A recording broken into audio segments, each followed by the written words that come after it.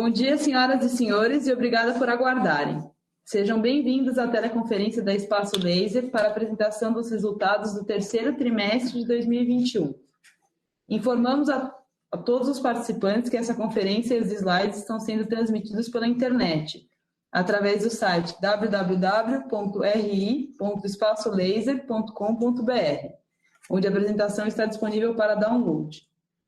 As perguntas poderão ser feitas através do webcast no campo à esquerda da tela. Caso a sua pergunta não for respondida durante a teleconferência, por conta do tempo, enviaremos a resposta por e-mail. Antes de prosseguir, gostaríamos de esclarecer que eventuais declarações que possam ser feitas durante essa teleconferência, relativas às perspectivas de negócios da companhia, projeções e metas operacionais e financeiras, constituem-se em crenças e premissas da diretoria da Espaço Laser, bem como informações atualmente disponíveis para a companhia. Considerações futuras não são garantias de desempenho, envolvem riscos, incertezas e premissas, pois se referem a eventos futuros e, portanto, dependem de circunstâncias que podem ou não acontecer. As condições econômicas gerais, condições da indústria e outros fatores operacionais podem afetar os resultados futuros da empresa e podem conduzir a resultados que diferem materialmente daqueles expressos em tais considerações futuras. Primeiro, o senhor Paulo Moraes, CEO da companhia, fará a apresentação dos resultados operacionais. Em seguida, o senhor Leonardo Correia, diretor financeiro e de Relações com Investidores, apresentará os resultados financeiros. Por favor, senhor Paulo, pode prosseguir. Ok, bom dia a todos, obrigado, Ana. A gente preparou aqui o material para começar falando um pouquinho das iniciativas importantes e estratégicas do terceiro trimestre de 2021. A gente, nesse período, a gente fez, no período anterior, na verdade, ao trimestre, a gente fez a aquisição de 100 lojas de ex-franqueados nossos. Essa é uma aquisição que aconteceu em ritmo acelerado, porque trazia muito valor, como de fato trouxe para a companhia, mas representou no terceiro trimestre um desafio importante de integração, e quando eu falo integração, não apenas a integração de back-office, mas a integração operacional. Que fizemos com um trabalho extenso, com mudança inclusive de equipes, reestruturação de equipes, mas foi efetivamente concluído com sucesso, e mais à frente eu vou explicar aonde estão os indicadores que mostram que foram feitos com sucesso. Fizemos também uma reestruturação importante na estrutura comercial da companhia, inclusive criando uma nova diretoria regional. A gente antes tínhamos 5 diretorias regionais, agora temos 6, uma no Centro-Oeste, Minas Gerais. Uma mudança importante, mudando a estrutura de gerentes de campo, que são as pessoas que se reportam diretamente a esses diretores e que cuidam diretamente. Antes cuidavam em cerca de 10 a 11 lojas, que passaram agora a cuidar em média de 8,5 lojas. Outro ponto importante desse trimestre que a gente gostaria de ressaltar foram iniciativas em vendas digitais, que se manteve no patamar muito importante.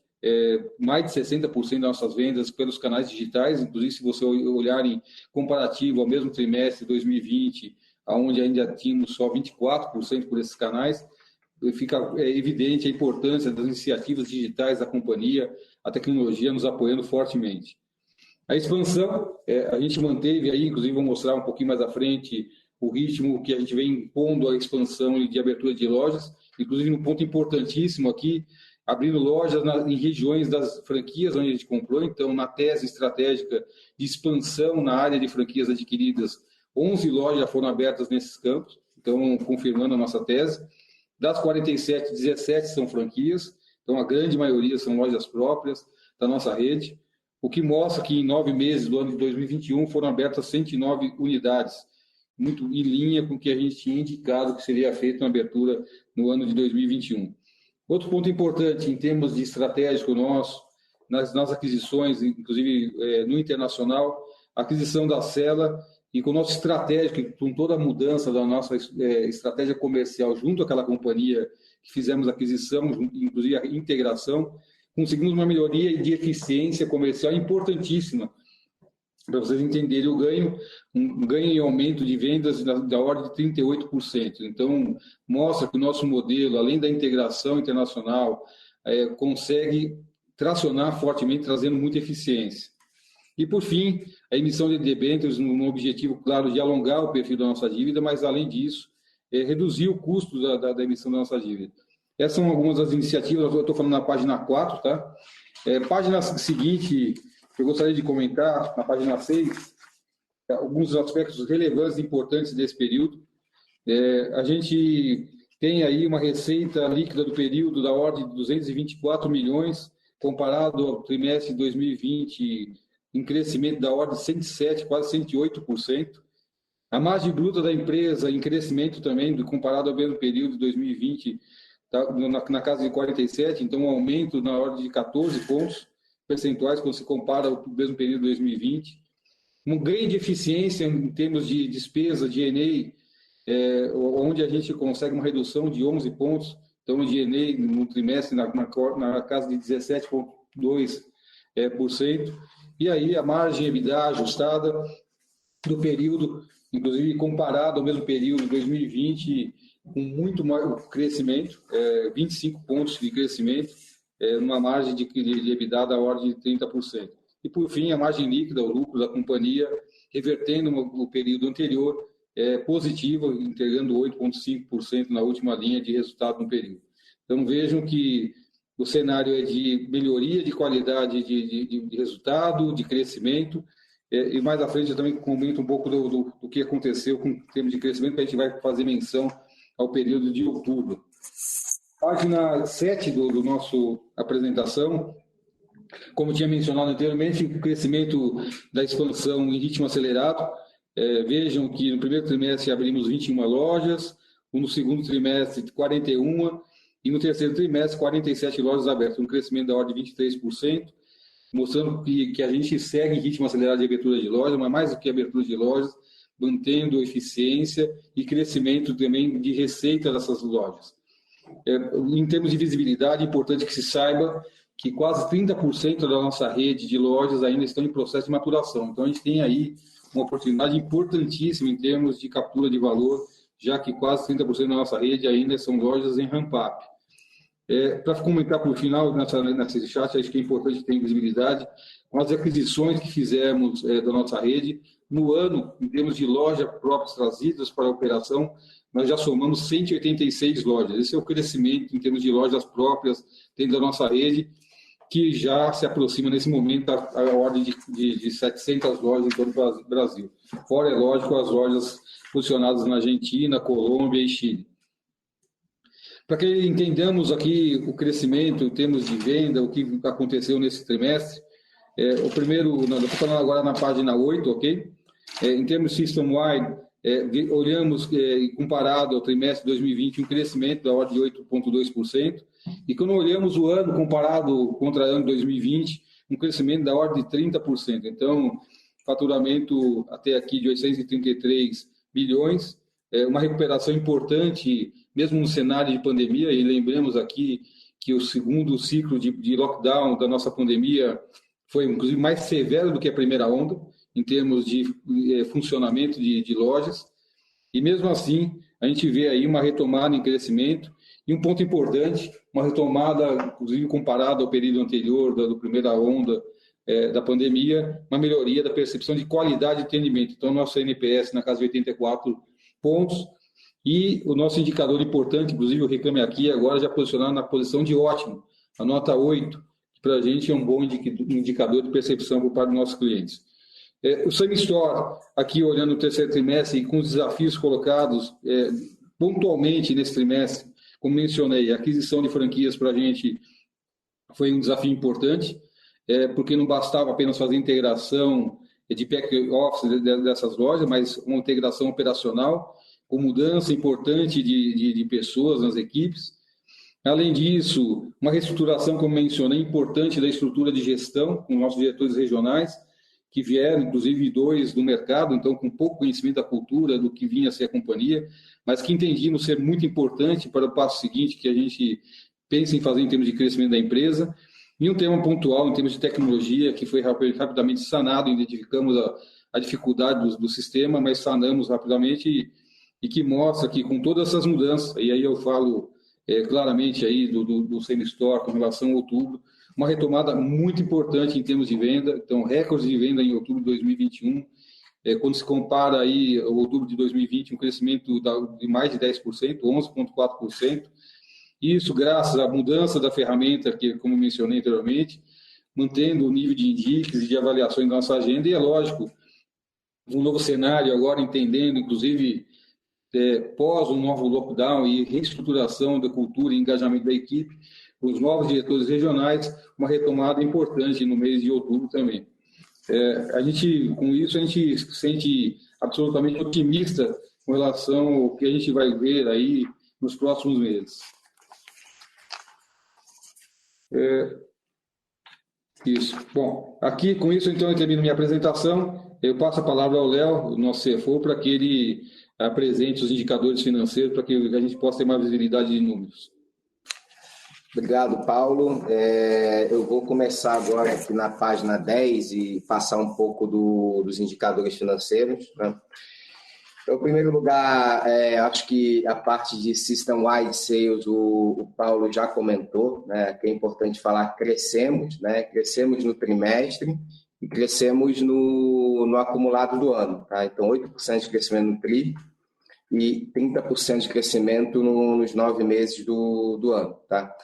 Passando aqui para os slides da direita, falando um pouco de receita líquida, né, que a gente também teve um resultado muito forte se comparar a 2020. Tá? Então, a gente duplicou a receita líquida do trimestre, né, e apresentou um crescimento acumulado de 45% nos 9 meses. Aqui, o driver principal desse crescimento, né, é a consolidação das 100 franquias adquiridas, expansão orgânica também. Então, acho que esses dois efeitos, mais do que compensaram, né, todos os efeitos que a gente teve também esse ano de lockdown, que já foram comentados. Então, a gente vem realmente com trimestres assim, muito forte, apresentando crescimento, expansão em relação ao ano anterior. Aqui em receita líquida, né, é importante comentar um ponto, né, que provavelmente vai ser pergunta no final. Nesse trimestre, a gente realizou a incorporação de algumas empresas, né? Então, aqui a gente tem um cronograma de simplificação da estrutura societária, né? Ele vai acontecer até o final desse ano e deve pegar um pouco do próximo ano de 2022 também. No momento que você incorpora as joint ventures que foram adquiridas no início do ano, né, você tem uma simplificação muito grande de estrutura societária, de trabalho de back-office, de gestão de caixa, então os benefícios são muito grandes, só que contabilmente não é tão simples. Né? Então, para vocês terem ideia aqui, todo o resultado dessas empresas incorporadas, né, que equivalem a um faturamento de 120 milhões de reais, ele é incorporado, né? E aqui todo o resultado dessas empresas ele é transferido, né, através de equivalência. Então, se vocês observarem, né, o resultado da DF, vocês vão ver, na verdade, a exclusão dessas receitas, né, mas a gente traz aqui o resultado ajustado exatamente para explicar como o resultado, como é a realidade da empresa. Tá? Passando aqui um pouco para a parte de custos, lucro bruto e margem, também aqui o que é importante pontuar, né? Começando com custo de loja, a gente teve um aumento de custo de loja de 8% em relação ao ano passado, eu falo de custo por loja, tá? Aqui tiveram dois impactos importantes, tá? Em primeiro lugar, reajuste de aluguéis e tarifas, né? E depois também algum impacto de custo de loja com a normalização do funcionamento das lojas. Então, no momento que você tem a retomada das lojas, você acaba usando um pouco mais de consumível de lojas, de criogênio, então isso aí acaba pressionando um pouco os custos. Qual que é a notícia boa aqui? Despesa de pessoal, ela está sob controle, né? Então está bem sob controle, aí a gente vem, de certa forma, compensando as pressões com alguma produtividade, Isso é extremamente importante. E um outro ponto que é importante falar aqui, que a gente está vivendo nesse trimestre, isso aí é um tema sazonal, né? Um descasamento entre o repasse de preços que a gente faz e a pressão de reajuste de tarifas. Então, já em outubro, né, eu acho que a gente já pode falar que já está na rua e já aconteceu, a gente já fez um repasse de 5%. Tá? Então, o trimestre ainda não reflete esse repasse de preço que vai aparecer nos próximos meses. Outro ponto que é importante falar é quando a gente compara com 2020. Tá? Em 2020, a gente teve alguns fatores não recorrentes no resultado. Tá? Então, principalmente, renegociação de aluguel e equipe, né? Principalmente equipe de loja, que a gente colocou em suspensão nos períodos mais severos de pandemia. Tá? Então, a base não é 100% comparável.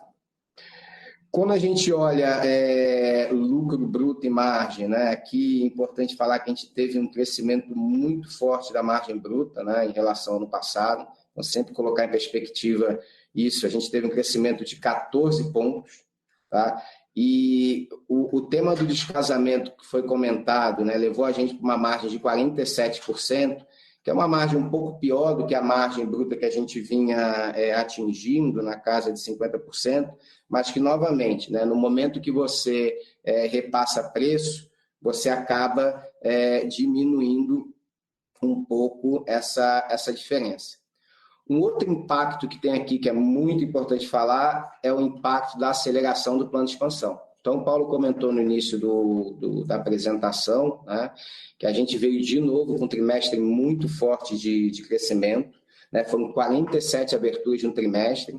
No ano passado, a gente teve uma concentração muito grande de aberturas em junho também, né, então isso acaba pressionando a margem. Né? A gente fez um cálculo aqui offline de quanto seria a margem se a gente excluísse esse efeito das aberturas, e essa margem de 47 ela estaria aproximadamente 3 pontos acima do que está indicando aqui. Tá? Então, aqui a gente tem esses dois efeitos. No primeiro, descasamento, né? Mas também o tema da aceleração, que eu acho que é uma redução temporária, né? Para gerar um valor muito grande para a rede no futuro. Mudando agora para o próximo slide, que é o slide 12, que fala um pouco das despesas de G&A e também do EBITDA ajustado da companhia, né? Aqui é importante falar que a gente segue com estrito controle das despesas de G&A, né? Então a gente vem trabalhando muito forte em G&A, é o trabalho que a gente vem fazendo desde o início do ano. Tá? Nesse trimestre começa a aparecer um pouco, né, os ajustes que a gente veio fazendo na estrutura, que também outra coisa que o Paulo comentou no início da nossa apresentação, para poder suportar um crescimento da rede. Então a rede está crescendo muito, né? A gente está falando hoje de uma rede aí de 700 unidades, então uma rede muito grande, e a gente precisa fortalecer a nossa estrutura corporativa para suportar esse crescimento. Tá? Ainda assim, a gente tem uma diluição do G&A como percentual da receita em 11 pontos percentuais, né? Quando a gente compara o terceiro TRI de 2021 com o terceiro TRI de 2020, né? E quando a gente faz uma conta de G&A por loja, a gente vê uma queda também importante de 16,9%, o que reflete realmente a produtividade de todo o trabalho que a gente vem fazendo. Tá? E qual que é o resultado desse trabalho? Né? O resultado é uma margem de EBITDA, né, que realmente ela finaliza o trimestre muito sólida, né? A gente fecha o TRI com uma margem de 30%. De novo, colocando em perspectiva o ano de 2020, foram 25 pontos de crescimento. Tá? Aqui vale falar que 2020, sim, terceiro TRI, a gente estava muito afetado pelo impacto da pandemia, pelo fechamento de loja, mas é uma bela de uma progressão. Quando a gente olha os 9 meses, a gente está falando de 205 milhões de reais de EBITDA já, com os 9 meses, e uma margem acumulada de 34%, novamente com uma elevação importante em relação ao ano de 2020, aqui em grande parte aí pelo trabalho que a gente vem fazendo de produtividade na rede como um todo. Slide seguinte, vamos para o slide número 13, tá? Aqui no lucro líquido, a gente fecha o trimestre, né? A gente reverte um prejuízo do ano passado de 11 milhões e fecha o trimestre com 19 milhões de lucro líquido. Tá? Uma margem líquida bastante razoável, de 8,5%. Quando a gente olha o acumulado do ano, já são 100 milhões de resultado de lucro líquido, 16,6% de margem líquida. Aqui é importante falar que tiveram dois impactos. Ao longo do ano, a otimização do custo de dívida, mas a gente também teve benefícios do ponto de vista de alíquotas de imposto de renda, né, que são decorrentes tanto da parte de juros sobre capital próprio, que a gente declarou, como da incorporação societária, que eu comentei no momento que eu estava apresentando os resultados de receita líquida.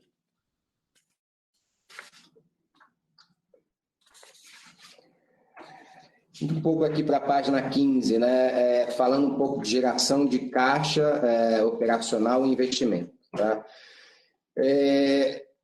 A expansão da rede, ela demanda caixa. Tá? Então, no momento que você está abrindo loja, você demanda caixa, principalmente nos estágios iniciais, né? Que a gente tem toda a despesa de loja colocada, né? A gente vende com prazo para o cliente, então no primeiro momento você não recebe esse caixa, então tem esse impacto de necessidade de caixa operacional.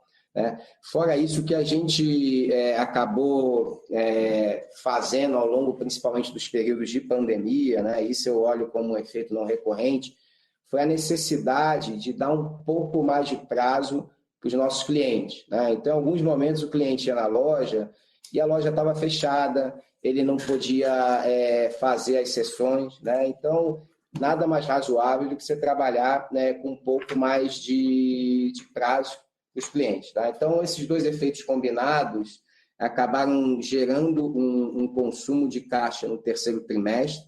Né? No acumulado do ano, geração de caixa. Aqui, quando a gente coloca em perspectiva 2020 e 2021, a gente vê duas realidades bem diferentes. A primeira realidade de 2020, que não é a realidade correta, né, dos negócios em pleno funcionamento, onde a gente estava com muita loja fechada, né, e aí você, no momento que você não está vendendo tanto, você recebe tudo que você tinha vendido anteriormente, você acaba tendo uma geração de caixa muito forte.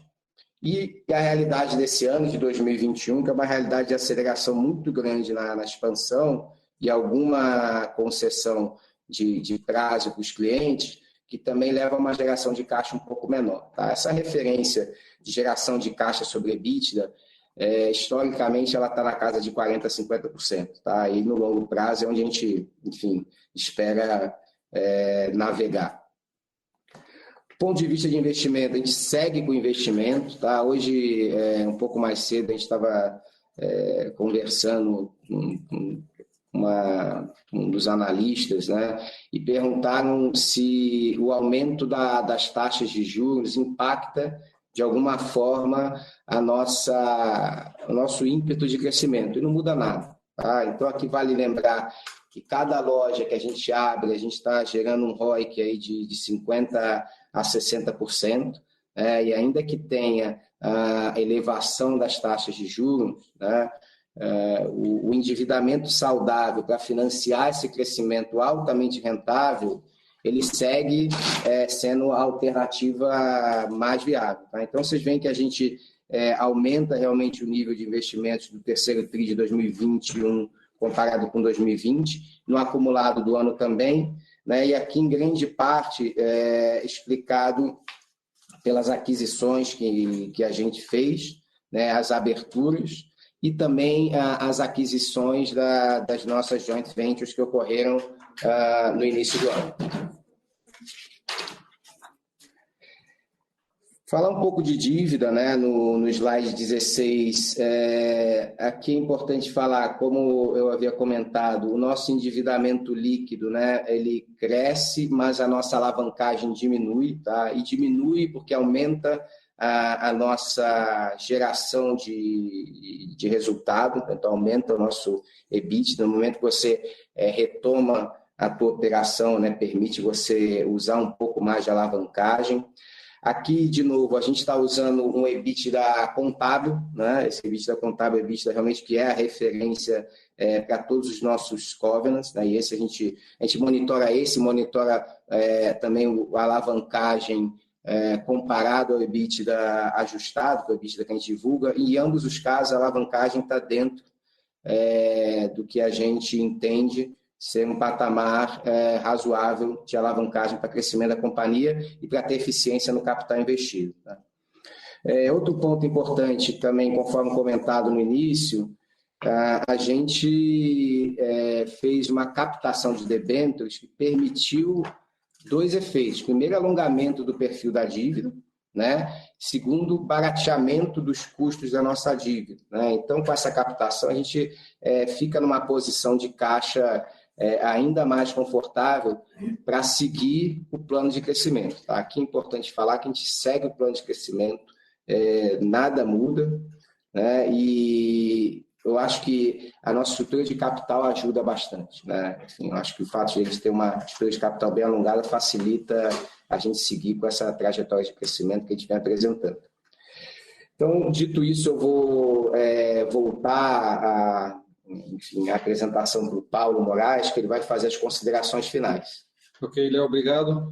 Bom, para finalizar aqui no último slide da nossa apresentação, com considerações finais, dizer que a gente vê, em razão até de outubro, o trabalho e as mudanças realizadas no terceiro trimestre de forma muito otimista em termos de retomada da companhia. É lógico que com um patamar e importância de fortalecimento das nossas lideranças, quando a gente fala dos nossos regionais, e não só nossos regionais, a nossa diretoria, que, inclusive, para mencionar, estão presentes, inclusive, nesse call com a gente aqui. Então, a Mariana Costab, a Helene Maeda, a Andresa, a Bárbara Fortes, todos aqui acompanhando esse call, ajudando a gente no desafio diário. Uma retomada importante em termos de formação de pessoas. Até então, a gente vinha com treinamento ainda no online, no digital, e por decisão no terceiro trimestre entendemos a importância de retomarmos o parque de treinamento presencial. A Mariana tem, que é a nossa diretora de pessoas e cultura, essa preocupação, então a gente passa a trazer as pessoas novamente para o treinamento presencial, especialmente os nossos fisioterapeutas, porque a gente entende que a cultura e o engajamento das equipes sai muito mais fortalecido quando se faz isso presencialmente. E na estrutura de tecnologia, reforçando fortemente os pilares, onde a gente tem o Indique e o agendamento, como nas ferramentas digitais que criamos, com as alterações que fizemos no sistema e melhorias que estamos, inclusive, implementando, melhorias nessa temática. Com relação à expansão, uma rede que hoje tem 700 lojas abertas. A gente deve inaugurar oficialmente a loja 700 em breve no sul do país, mas em perspectiva ainda para esse ano, pelo menos mais 30 lojas a serem abertas. No internacional, um universo de 25 lojas, mas com expansão também em andamento, então, certamente mais de 5 lojas abertas ainda esse ano. No Paraguai, que a gente já antecipou e mencionou, a gente abre no modelo de franquia, que deve ser aberto proximamente aqui na América Latina. E a Estúdio Fácil, um projeto que a gente reabriu agora, a expansão dessa rede como franquia, no nosso pipeline, mais 7 aberturas de lojas já vendidas. E, por fim, para destacar um ponto importante, uma nova iniciativa, olhando isso como oportunidade de apoio à nossa rede de franqueados, inclusive como uma vertical de crescimento na expansão de franquias que se mantém. A nossa ideia aqui, estratégica, é que a proporção seja mantida na ordem de 80% lojas próprias, 20% franquia. Então, uma iniciativa nova, o eBank, que é a marca que criamos para essa nova iniciativa de financiamento desses franqueados, onde a gente financia a aquisição da máquina, mas não só o financiamento da máquina, a implantação da loja, capital de giro e, no passo seguinte, fazendo desconto de recebíveis. É uma iniciativa que não estamos falando que faremos, ela já está acontecendo, já temos 13 franqueados nessa plataforma de financiamento. Então, além do apoio à expansão, a gente passa a gerar receita financeira com essa iniciativa. É um momento importante da companhia com uma nova iniciativa que a gente vê como grande oportunidade. Por fim, para mencionar, inauguramos recentemente a nossa flagship, a loja Conceito, onde pudemos, inclusive, convidar diversos investidores da companhia, uma loja aberta na Faria Lima, que a gente deixa o convite aberto para que todos passem para conhecer, porque mais do que a loja, ali está implementado uma série de conceitos, mas além dos conceitos, experiências para os nossos clientes. E, por fim, para a Ana, que é a nossa RI, vai depois reforçar o convite, a gente tem marcado para o dia 13 de dezembro o nosso Espaço Laser Day, das 14 às 18 horas. A gente ainda está definindo o formato e local de realização do evento. Nós já temos a data definida para no momento de uma conversa mais próxima com os investidores e já fica, então, aberto o convite a todos. Eu acho que com isso a gente termina a nossa apresentação e abre um momento aqui para as perguntas que a Ana vai sequenciando para a gente, que chegaram diversas perguntas, a gente vai tentar responder todas, ok? Vamos começar com a pergunta do Eric Wang, do Santander. Bom dia e obrigado por pegarem as nossas perguntas. Poderiam comentar um pouco sobre a sazonalidade agora no quarto trimestre e também o comportamento entre os meses? Nossa ideia seria entender um pouco o peso de cada um dos meses em termos de vendas dentro do trimestre. Com relação aos impactos decorrentes da consolidação das franquias adquiridas, podemos considerar que os impactos em receita e margens já passaram ou ainda vamos ter algum impacto disso no quarto tri? Uma surpresa positiva do trimestre foi em relação às margens. Poderiam comentar um pouco sobre o que poderíamos esperar daqui para frente? No release, vocês mencionam que no terceiro trimestre geralmente ocorre um descasamento de reajustes de aluguéis e tarifas com o repasse de preços. Mas a impressão é que esse efeito foi menor esse ano. Além da maturação de lojas, algum outro efeito impactou nessa menor pressão em lucro bruto? Algum deslocamento dos reajustes? Bom, a gente tem aqui uma série de perguntas no nosso. Só vamos tentar ir respondendo ponto a ponto, ok? Com a temática da sazonalidade, agora no quarto, que na verdade, assim, a gente tem na distribuição de receitas da companhia, historicamente, 40% das receitas realizadas no primeiro semestre e 60% no segundo.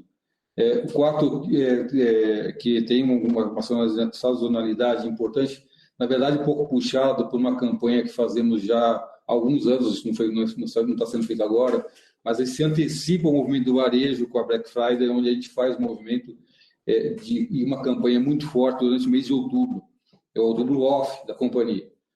Então, a gente, em razão desse movimento que a gente faz no mês, na verdade, de outubro e novembro, acompanhando muito o movimento do varejo, a gente percebe essa sazonalidade de visão de receitas entre o primeiro e o segundo semestre do ano. Para entender um pouco o peso... só vamos voltar um pouquinho para a gente entender como a pergunta está composta em várias outras perguntas. Nossa ideia seria entender um pouco o peso de cada mês em termos de venda trimestral. Acho que é isso que eu tentei mencionar aqui com relação à divisão. Temos percentuais, tá? A gente pode até dividir isso aqui em termos percentuais. 15% representando o primeiro tri, 25% representando o segundo, 25% o terceiro e 35% o quarto trimestre. Acho que essa é uma divisão que a gente pode fazer aqui em termos percentuais de cada trimestre. Acho que a segunda eu posso pegar, Paulo, que é decorrente à consolidação das franquias, tá? Então, a resposta do ponto de vista contábil, sim, tá? Então, o processo de incorporação das franquias e das JVs adquiridas é um processo super complexo, né? Ele envolve duplicação de CNPJs, né? Depois você tem que aí você cria filiais, aí depois você vai passar todo um processo de avaliação, de laudo, submete isso para a junta comercial, e aí depois que a junta comercial realmente ela aceita a incorporação, a gente faz a incorporação e aí a gente deixa de ter uma série de CNPJs, a gente passa a ter uma série de filiais embaixo de um CNPJ único, tá? Então, é esse movimento que a gente está fazendo. Como eu disse, os benefícios são muito grandes do ponto de vista de redução de complexidade, eficiência, gestão de caixa, toda a parte de back-office afeta compras, folha. série de benefícios. Como é que está sendo feito esse processo? Esse processo a gente está fazendo mensalmente. Então, tem grupos de empresas que entraram em julho, depois um outro grupo em agosto, e assim sucessivamente, mês a mês. Tá? O que impactou o resultado do trimestre foram os grupos de empresa que foram incorporadas nesse trimestre. Então, vão ter novos grupos que vão ser incorporados também no quarto trimestre de 2021. Tá?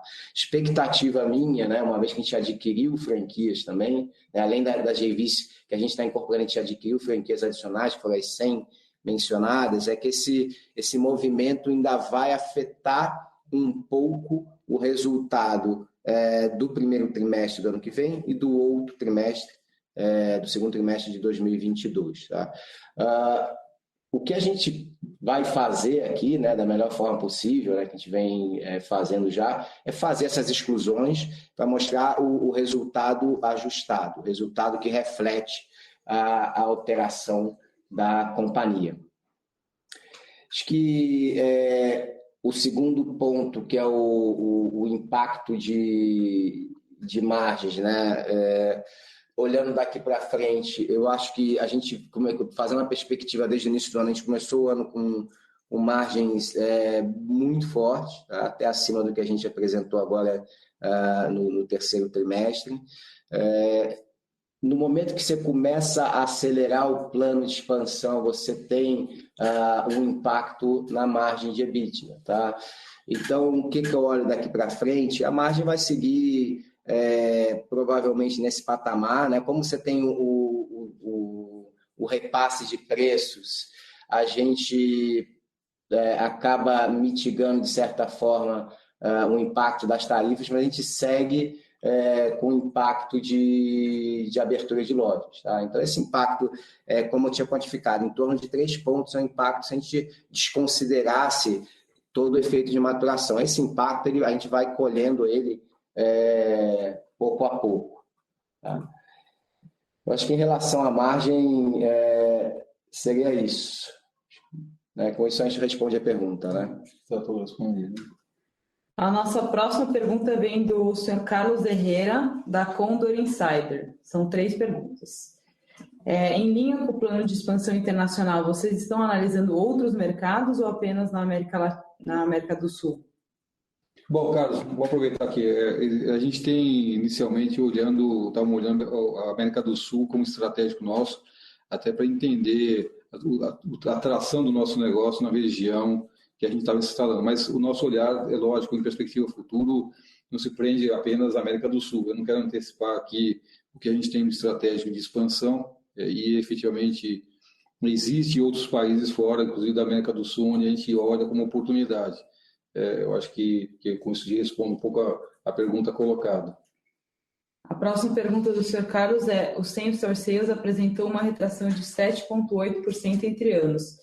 Seria um impacto do maior número de lojas ou algum tipo de aumento de concorrência? Não. Deixa eu explicar esse ponto, e a gente tentou esclarecer esse ponto durante a nossa apresentação. Aliás, até com relação à concorrência, a gente mediu recentemente isso. Tá? A gente teve também o cuidado de olhar como é que estava, qual era o impacto que a concorrência, a abertura de novas lojas e de demais competidores do mercado estavam impactando ou não as nossas lojas. E a leitura de todas as lojas, fizemos uma leitura detalhada de todas as lojas onde estávamos em proximidade com competidores, o impacto percebido praticamente zero. Então, aqui não existe nenhum impacto de concorrência mencionado, apesar de ter tido todo o cuidado de olhar. Eu acho que o impacto aqui, como mencionado anteriormente, está muito ligado ao tema. Primeiro, o processo de integração operacional, não estou falando de back-office, porque o back-office foi a parte mais fácil da missão colocada até pela curva de aprendizado anterior, mas o desafio colocado com relação à integração operacional, e não foram poucas lojas, foram 100 lojas adquiridas. Existia um motivo pelo qual fazíamos esse movimento, tá? Claramente, na leitura de valores que a gente faria dessas lojas, fazia todo o sentido acelerar a aquisição, porque cada mês, em razão do processo de lockdown, em retomada, o valor das companhias que a gente tinha como radar de compra aumentavam fortemente, então existia muita oportunidade de ganho na velocidade de aquisição, mas ficou um desafio gigantesco em termos de integração de operação. que fizemos. Junto disso, e de forma combinada, a gente fez uma alteração importante da estrutura, eu mencionei anteriormente, com relação aos nossos diretores regionais, inclusive trazendo 2 novos que não eram do histórico da companhia, um vinho de promoção interna, mas do mercado, que então, apesar de todo o seu conhecimento e know-how no varejo, tem naturalmente processo de aculturamento e entendimento do negócio. E, por fim, a temática que mencionamos anteriormente, uma alteração importante na estrutura de sistemas para que possibilitassem e mantivessem o ritmo de captação dos nossos leads, que é um canal importante, o Indique, e avaliações. A última pergunta do Carlos. Vocês poderiam comentar um pouco mais da estratégia de adquirir franquias? O crescimento futuro será majoritariamente via lojas próprias? Sim, começo do fim essa resposta, Carlos. A nossa estratégia está sempre muito focada na expansão em lojas próprias e a aquisição de franquias a gente vai olhar agora como oportunidades eventuais. Existem algumas oportunidades colocadas na mesa, a gente tem um olhar sobre nossa rede, mas estrategicamente e prioritariamente crescendo e expandindo nossa rede como lojas próprias. No estratégia de aquisição, nosso olhar sempre, além da oportunidade de valor de aquisição, olhar a oportunidade de expansão naquela região que eventualmente o franqueado esteja posicionado. Mas isso hoje não é nosso foco estratégico. Aqui é importante falar, Carlos, que no momento que a gente adquiriu essas 100 franquias, a gente já abriu os espaços que a gente precisava. Tá? Então, por exemplo, das 47 unidades que a gente abriu nesse trimestre passado, 11 já foram em locais que a gente adquiriu de volta o direito de expansão. Tá? Então, hoje em dia, a gente já tem o território brasileiro relativamente aberto, tá? Tem algumas exceções, como o Paulo falou, mas de forma muito reduzida, nada comparável ao movimento que a gente fez. E uma vez que o movimento de abertura de loja orgânica é o mais rentável, né? Tendo espaço para crescer, é nesse que a gente vai investir. Tá? É assim que a gente vai crescer de forma predominante. Então, a aquisição vai ser uma exceção. Nossas próximas perguntas vêm da Irma, do Goldman Sachs. Bom dia, poderiam passar uma cor de como o same-store sales teria sido sem o impacto da integração das lojas adquiridas? O que vocês esperam da margem nos próximos tris? Deveríamos contar com alguma despesa a mais por causa da integração? Como está a sensibilidade do consumidor ao preço? E, por fim, na reabertura das lojas, vocês sofreram algum gargalo no agendamento que impactou o TRI? Ou talvez ainda vai impactar agora no quarto TRI? Tá bom. Vou fazer uma dobradinha aqui com o Paulo, tá, irmã? Obrigado pela pergunta. Falando um pouco do same-store sales do trimestre, se a gente excluir, no caso, o impacto das lojas adquiridas, né, a queda de 7,8 se traduziria numa queda de 3,8. Tá? Foram 4 pontos percentuais aproximadamente de impacto desse swing de vendas das lojas adquiridas. Em relação à margem dos próximos trimestres, eu respondi, né? Então, o patamar de EBITDA de 30, ele deve seguir provavelmente navegando entre 30, provavelmente um pouco acima pelo repasse, mas ainda pressionado pela aceleração da expansão. Em relação à despesa de integração, não vejo. Tá? A gente, como o Paulo comentou, o back-office dessas lojas já está dentro de casa, a operação já está dentro de casa também, então acho que as alterações, as mudanças que a gente precisava fazer foram feitas, né?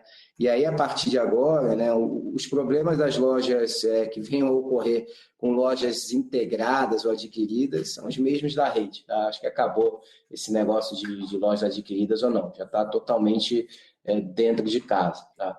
E eu vou passar para o Paulo para falar um pouco aí de sensibilidade do consumidor. É isso. Na verdade, Irma, obrigado pela pergunta. E com relação à temática de sensibilidade de preço, inclusive fizemos agora recentemente mais um repasse de custo, não tem outro caminho, a gente tem uma pressão inflacionária, a gente tem repassado isso ao nosso preço, e no estratégico e na ponta a gente tem, na verdade, o que a gente sentiu um pouco de pressão nesse momento e não tão forte, uma demanda por um pouco mais de prazo, ok? Com uma gestão racional e inteligente, inclusive a gente tem uma sensibilidade de análise com relação a isso. Então, ainda aumentando um pouco o prazo, mas em termos de impacto com relação à sensibilidade de preço, não. Afinal de contas, a leitura do nosso negócio, é importante que se diga aqui, o cliente acaba olhando na última linha o valor de cada parcela do seu tratamento. E a última, se a gente sofreu algum gargalo no agendamento que impactou o trimestre. Ok. Esse é um ponto que todos tinham um pouco de dúvida em razão do período de lockdown, se a gente teria um gargalo ou pressão sobre essa temática. E muito em linha do que aconteceu em 2020, é lógico, inclusive agora apoiado inclusive, com uma expansão mais acelerada inclusive, que fizemos em 2020, não sentimos aqui nenhuma pressão com relação à temática de agenda. Na verdade, até inclusive esse assunto, o nosso aplicativo, que inclusive agora vai sofrer uma melhoria importante, a gente está rolando um novo aplicativo, uma nova visual, inclusive novas funcionalidades, ele permite que você espraie a agenda de uma unidade próxima a outra, indicando para o cliente a oportunidade. Então, aí não foi ponto de preocupação e nem tem intenção na operação. Nossa próxima pergunta vem da Helena Vilares, do Itaú BBA. Oi, pessoal, bom dia. Temos 2 perguntas do lado do Itaú. A primeira é que gostaríamos de entender mais detalhes do e-bank lançado. Qual o racional para isso? Qual a estratégia de funding para esse negócio? Em relação à questão dos franqueados, gostaríamos de entender melhor quanto tempo essa integração ainda pode ter algum impacto e quanto tempo podemos ainda ver de custos menos eficientes até a integração total entre os dois. Tá bom, eu começo aqui, depois acho que o Léo pode complementar com alguns detalhes adicionais. Obrigado Helena, desculpa, obrigado pela pergunta. Na verdade, a iniciativa do e-bank vem muito em linha com uma oportunidade que a gente via a todo momento. A gente tinha aqui franqueados com muita vontade de abrir franquias com a gente. Lembro também do processo que criamos interno, inclusive de possibilidade de ex-colaboradores de abrirem franquias. E existia aí uma dificuldade, até um pouco pela dificuldade do mercado, o sistema financeiro, entender o nosso negócio. E a gente vendo isso como oportunidade, a gente entendeu que a gente poderia avançar nessa iniciativa, apoiando, inclusive, esses franqueados, ajudando a expansão da nossa rede, mas não só nesse ponto, mas olhando também isso como oportunidade de geração de receitas, né? Então, olhando isso em 2 vertentes estratégicas importantes, expansão, garantindo a expansão com pessoas que a gente conhece, e a gente conhece bem o negócio. Aliás, um ponto importante, o negócio colocado é dado em garantia, então quer dizer o seguinte, na última hipótese desse novo franqueado não cumprir com a sua obrigação, ele tem a loja sob garantia, o que para a gente passa a ser, inclusive, um excelente negócio se isso acontecer, coisa que eu duvido que aconteça, mas esse foi um pouco do racional do que a gente imaginou aqui. Apoiar fortemente a expansão de franquias que ainda vai acontecer e, junto disso, gerar uma oportunidade de geração de receita para a companhia. O funding para isso é próprio, a gente vem fazendo de balanço isso, inclusive facilitado porque a gente tem vendido, inclusive, as nossas máquinas mais antigas, estou fazendo uma renovação do parque de máquinas, comprando novas e vendendo as antigas, é uma estratégia importante também para a gente. Com relação aos franqueados, a gente, com a temática de integração, eu acho que o grande desafio colocado em termos de integração dos franqueados aconteceu no terceiro trimestre. E o mês de outubro e novembro, a gente vem mostrando aí, a gente tem olhado que o processo já está entrando no processo de normalidade, as equipes que tinham que ser mexidas já foram mexidas, então a gente está muito otimista com relação ao futuro e eu não acho que teremos grandes preocupações ou impactos com relação a essas lojas recém-adquiridas. Não sei se o Léo quer comentar algum ponto. Eu acho que você cobriu, Paulo. Nossa próxima pergunta vem do Eric Sionek, da empresa RFB. Bom dia, gostaria de fazer uma pergunta em relação ao crescimento de receita observado no mês de outubro de 2021. Esse crescimento teria alguma contribuição de uma campanha de descontos mais agressivas da companhia que poderia prejudicar as margens do 4º trimestre? Deixa eu responder, Eric. Na verdade, assim, a gente historicamente, na companhia, todos os meses de outubro, a gente se antecipa um movimento do varejo, que normalmente acontece no mês de novembro, fortemente na última semana com Black Friday. A gente se antecipa esse movimento, inclusive em perspectiva, olhando o nosso negócio, preparando-se para um momento importante que é o verão. A gente indica claramente para os nossos clientes que agora é hora de se preparar para o verão, e a gente faz um movimento forte de movimento promocional de campanhas no mês de outubro. Isso efetivamente gera muito resultado, muita venda, mas em termos de impacto ao resultado da companhia, não existe qualquer preocupação com esse tema. Eu acho que até talvez o Léo até possa comentar essa temática, porque não é algo novo, a gente não está criando novo, é algo que todos os anos acontece na companhia, e o resultado em todos os termos, tanto em geração de receita como de resultados, são muito positivos. Nossa próxima pergunta é do Sr. Obed Rodrigues, da Iridium. Qual a margem bruta atual das lojas maduras? Como está o ramp-up das lojas novas? Haja visto desafios macro Brasil? Vocês falam sobre o reajuste de preços para outubro. Qual o tamanho do reajuste e como está o ambiente competitivo? Eu vou começar aqui e depois eu passo para o Paulo também. Margem bruta das lojas maduras, então, deveria estar na casa de 50%. Tá? Então, foi aquele comentário que eu fiz na apresentação, se a gente excluísse o efeito de maturação, né, a gente tem uma margem bruta em torno de 50%. Tá? Falar um pouco sobre o tema macro, tá? Então,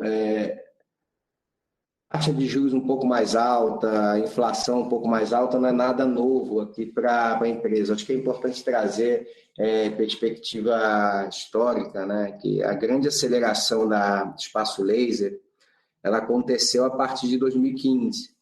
Então, um período que a gente estava com um patamar de juros mais alto, né? Também com um tema de restrição de renda, com pressão de preço, ainda assim a gente veio crescendo, acelerando, expandindo a rede, apresentando resultados progressivamente melhores. Eu acho que os desafios de macro, eles não assustam a gente, tá? E não mudam em nada a nossa visão de crescimento.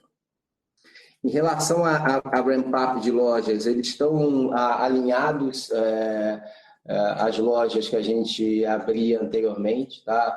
Eu diria que só não está totalmente igual, né? E está navegando um pouco abaixo, porque a gente teve um impacto de lockdown, né? Aqui é importante falar que ao longo desse ano, né, isso impacta muitas lojas novas. A gente teve um lockdown muito forte em março, um lockdown super severo em abril. A gente começou o ano com restrição. Eu acho que agora, mais no final do ano, que a gente vê realmente normalização, as pessoas realmente voltando para a rua, né? Então, as lojas estão com um ramp-up, eu diria, saudável, tá? Não está 100% em linha, eu acho que muito impactado por esses fechamentos, o que é totalmente entendível, né?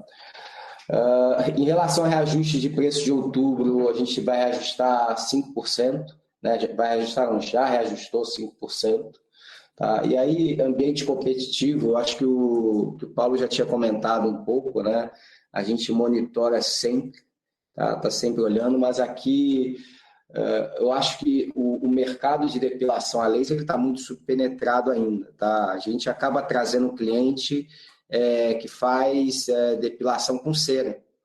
Então, acho que isso explica porque toda vez que a gente roda análise, vê proximidade com outras empresas de depilação a laser, a gente acaba fazendo comparações e não vê nenhum impacto relevante na nossa venda por loja. Tá? Então, hoje em dia, não é o cenário competitivo que impacta a gente. Tá? Eu acho que o Paulo já explicou o que aconteceu no trimestre, né? Então, acho que com isso a gente, não sei se tem algum ponto adicional. Não, só para deixar claro que com esse último aumento, a gente já repassou o preço de 2021, 12% no preço. Então, aquela preocupação constante, a preocupação de repasse e pressão de custo, a gente tem conseguido fazer o repasse na ponta. As nossas próximas perguntas vêm do Marcelo Aldi, da Cardinal Partners. Ritmo de abertura de loja, acho que está pronto operacionalmente para um ritmo de 40 a 59 lojas por trimestre e é realista para os próximos 2 a 3 anos no Brasil? Além disso, a dúvida dele pensando em normalização da operação após a incorporação das JVs, me parece que margem EBITDA de 30% a 35% seria um patamar normalizado. Vocês veem espaço para ser mais no futuro? Nesse caso, de onde viria a expansão adicional?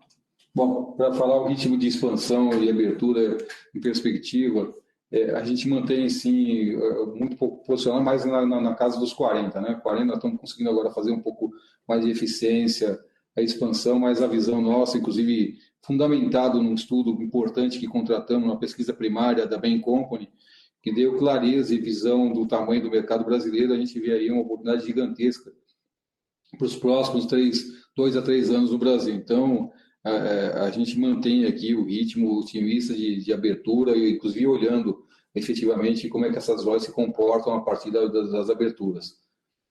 Com relação a outra pergunta... É margem de EBITDA. Vamos lá, Léo. Posso pegar? Lógico. Então, margem de EBITDA, Marcelo, eu acho que 30% a 35% seria um patamar normalizado. Se você me perguntar agora, vê espaço para margem futuro? A princípio, não. Tá? A princípio, não. Acho que é por aí. Logicamente, todo dia que a gente chega aqui na empresa, a gente vai trabalhar para melhorar a margem, mas eu acho que seria um patamar adequado aí, 30% a 35%. Nossa próxima pergunta vem do Victor, do Cube Small Caps. Bom dia, parabéns pelos resultados. Poderiam explicar um pouco melhor sobre a formação de receitas, com influência dos 2 últimos trimestres, por favor, além da questão das franquias adquiridas?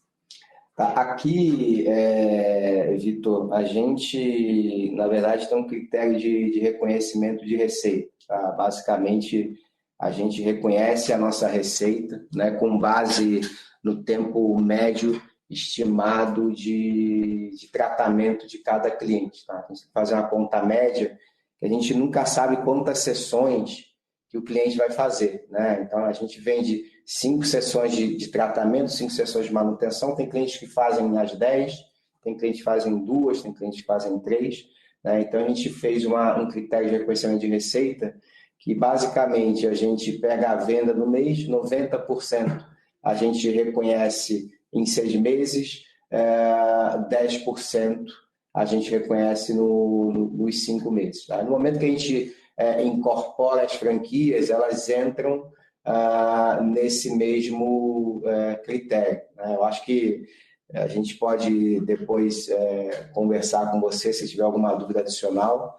Né? A gente faz uma reunião e a gente explica exatamente como é que é a composição. Tá? Mas, em linhas gerais, esse que é a forma de reconhecimento. A nossa próxima pergunta vem da senhora Irma, do Goldman Sachs, o que causou o same-store sales negativo de 3,8%. E aqui ela fala além dos 4% da integração. Isso. Na verdade, Irma, obrigado pela pergunta. Eu estou entendendo que você está preocupado com a temática das que não foram impactadas pela integração. A gente tem aí 2 temáticas importantes no trimestre com relação às mudanças que fizeram na estrutura de gestão das regionais. Tá? Como mencionei, a gente adicionou uma nova regional de gestão na região Centro-Oeste e Minas Gerais, e nessa reformulação das regionais, apenas um dos líderes que tinham essa posição ficaram com as regionais. Na verdade, eu estou querendo dizer que nós trouxemos 5 novos líderes para a companhia. Na verdade, desses novos 5, 3 já eram de promoção interna, então conheciam muito a cultura da empresa, mas com um novo desafio colocado para a posição nova. E além desses 3, 2 novos que vieram no mercado. Somado a isso, a gente identificou uma pequena falha no sistema importante para a gente, de captura de leads, que a gente tem o Indique, que a gente entendeu como desafio e fizemos as mudanças durante o mês de agosto e setembro. Esses 2 fatos combinados talvez tenham indicado aí essa situação das lojas, mas o que a gente vê em termos de perspectiva futura, mesmo que para a gente é importante, mudança, integração, mudança desse novo time que agora está aí, inclusive com mudança dos gerentes de campo em termos de proporcionalidade de lojas, as ferramentas que a gente está fazendo novos desenvolvimentos, a gente já começa a ver em outubro e novembro o resultado positivo com relação a essas mudanças que a gente vê de forma muito positiva. Nossa próxima pergunta vem do Sr. Pedro Galvão, da Atalaia Capital. Podem comentar sobre estratégia em torno de novos serviços, modelos e produtos? Faz sentido esperar algum M&A dentro desse espaço? O Pedro, né? Pedro, assim, a gente tem o nosso comitê de novos negócios instalado, a gente tem feito aqui uma análise com muito critério com muita parcimônia para que a gente faça, se a gente fizer o movimento, e talvez faça todo sentido fazer esse movimento. A gente entende que a marca, inclusive, a gente contratou recentemente uma pesquisa importante de posicionamento de marca. A Andresa, nosso diretor de marketing, está aqui junto com a gente, que mostrou claramente que a nossa marca tem uma grande elasticidade, o que permite dizer que os nossos clientes, Espaço Laser, já nos veem operando em outras áreas, além da depilação a laser. Com isso em mãos e vendo a força da nossa marca, a gente tem analisado, sim, oportunidades, mas, de novo, nada será feito em velocidade assodada. A gente tem muita preocupação de esse movimento ser um movimento consolidado, entregando resultado e agregando sinergia à companhia. Mais uma dúvida do senhor Pedro. Quando pensamos em novas lojas, existe alguma diferença relevante em tamanho médio e capacidade das novas lojas? Não, Pedro, não existe nenhuma diferença aí, tá? Na verdade, o tamanho médio das nossas lojas são de 40 a 50 metros, é o que a gente entende em termos de eficiência de funcionamento, que entregam, custo de ocupação e operação entregam muito bem. E quando você pensa uma loja um pouco maior, a não ser que a gente possa imaginar uma loja com 2 máquinas, coisa que, por enquanto, não faz muito sentido. Então, no estratégico nosso, melhor, a gente tem, na busca de pontos, especialmente agora, olhando o desafio de lojas fora de shoppings, olhando lojas com essa metragem. E é lógico, o custo de ocupação, acho que ganhando relevância aí na medida que a gente está fora de shopping, né? Mas não existe aí diferença que justifique tamanho. Nossa próxima pergunta vem do Sr. Hein, da Sagel. Por favor, podem nos ajudar a entender o impacto das receitas da incorporação das JVs? Obrigado, Rai, pela pergunta. Então, como eu tinha comentado, no momento da incorporação, você exclui do resultado, né, as empresas que foram incorporadas. Então, resultados que ocorreram, mas a gente exclui por um tema contábil, né, que elas deixam de ser empresas e passam a fazer parte de uma outra entidade legal. Tá? Então, essa exclusão que a gente faz nas demonstrações contábeis e estatutárias, a gente traz ela de volta para refletir o resultado dessas empresas, né? Que se a gente não fizesse esse movimento, ia ter um pedaço do resultado, né, que realmente ocorreu, que estariam fora das demonstrações. Então, basicamente, em decorrência dessa incorporação societária. Com isso, a gente encerra a nossa sessão de perguntas e respostas e eu devolvo a palavra para o senhor Paulo para considerações finais. Ok, obrigado, Ana. Obrigado a todos pela manhã, pela conversa de hoje, o momento que pudemos explicar como se comportou o terceiro TRI, mas mais do que isso, nossa visão aqui de forma muito otimista com relação ao que vem acontecendo, já aconteceu em outubro e a gente vem acompanhando e olhando, muito atento ao investimento em tecnologia, em desenvolvimento tecnológico, para que a gente ganhe cada vez mais eficiência. Então, mais uma vez, obrigado e está sempre à disposição para eventuais dúvidas que ficaram com a Ana, que poderão nos ajudar.